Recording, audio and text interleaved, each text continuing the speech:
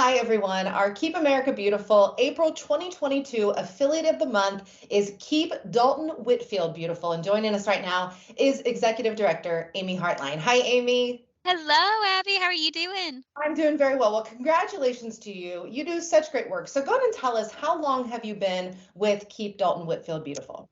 So, I have been the director for about 4 years. I actually started the week of my 23rd birthday. So, it's always really easy for me to tell exactly when I started. There you go. You can always remember for sure. Yes. So I want everybody to know about this because it's a very interesting answer. Tell us about your staff at Keep Dalton-Whitfield Beautiful. So, my staff, you're basically looking at my staff right now. It's just me, myself, and I. We have kind of a very interesting setup. So, I am the director, and then I have a board that's very, very active. So, they come to events, they help plan what we're going to do and how we're going to do it. They help me reach out for fundraising.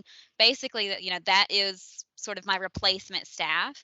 And then Mhm. I, as part of my job, am also the recycling and education coordinator for our local waste authority. And so I kind of have connections through that in a more like typical office environment that way. In 2020, you won a Keep America Beautiful Innovation Award. So tell us about that particular project and why it was important.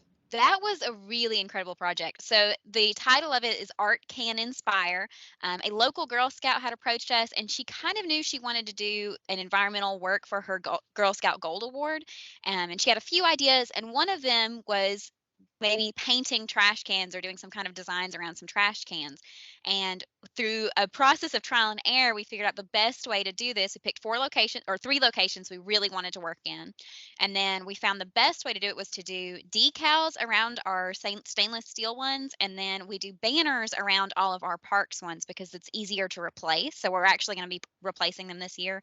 And each location, I worked with her and we did our own specific art and designs for each location. And it just gets people really interested. They'll come up to a trash can, which you normally don't seek out a trash can to go and look at art. So it gets them, they notice where the cans actually are, which is great because they know where to throw their trash away. And they get to come up and see, like, oh, this is, an element of the community and that kind of art piece into it too. And it was a really great way. And we found over 50% litter decrease between our litter survey a few weeks before we installed it and then a few weeks after we installed it. So it made a That huge difference. well, definitely worthy of an innovation award. So besides that project, tell me a little bit more about some other things that you have worked on that you're really proud of. So we've honestly, we have so much that we work on. It's hard to choose. Last year for Earth Day, we had one of our biggest art projects that we unveiled. We've done a mural in the past and we've done a small sculpture downtown, but this concrete fountain was just sitting there. And one of our board members actually was like, can we do anything to get that started again? Well, when we looked at getting it started again, there were a lot of issues with vandalism. So what we ended up doing with some volunteers is we painted and refurbished the fountain part. Our public works went and put in dirt into where the fountain was and planted plants around it. And then we worked with a local artist who just focuses on using reclaimed materials. And he used reclaimed metal, including a reclaimed dumpster from the waste authority, and created this 9-foot sculpture of like different people from our community in like various poses. And it's very, Hey, very neat and like a cool way to kind of bridge the gap.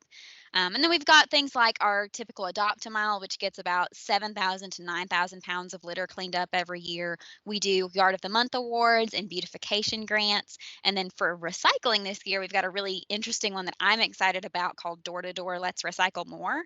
And we're basically going to be pushing to increase our participation and decrease our contamination at the same time.